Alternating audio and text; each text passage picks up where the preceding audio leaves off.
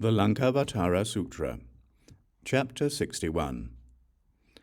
Mahāmati once more asked the Buddha, "The Bhagavan has said, 'From the night I attained perfect enlightenment until the night I enter nirvana, between the two I do not speak, nor have I spoken, nor will I speak a single word.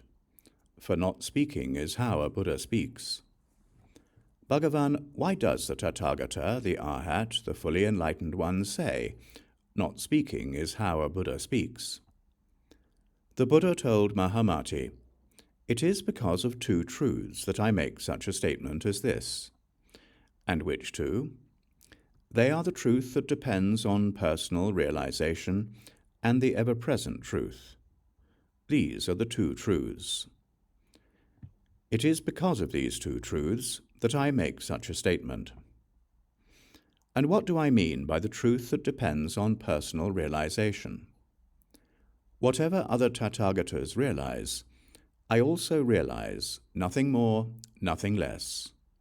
But the ultimate realm of the truth that depends on personal realization is beyond explanations or distinctions, and beyond dualistic terms. And what do I mean by the ever-present truth? This refers to the way of the ancient sages. The Dharma realm is ever-present, like the nature of gold or silver. Whether a Tathagata appears in the world or does not appear in the world, the Dharma realm is ever-present. It is like a road that leads to a city. Imagine a man walking in the wilderness who sees this straight and level road leading toward an ancient city and follows it to that city, where he enjoys whatever he desires. Mahāmati, what do you think? Did he make the road or that city's delights? Mahāmati answered, "No." The Buddha told Mahāmati, "The ever-present Dharma realm of myself and all Buddhas of the past is also like this.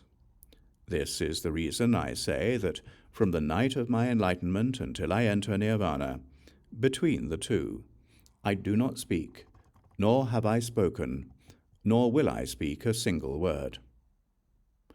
The Bhagavan then repeated the meaning of this in verse. "From the night of my enlightenment until the night of my nirvana, between these two events, I speak not a word. Based on the self-realized and ever-present truths, I therefore make this proclamation. All Buddhas and myself, in nothing do we differ."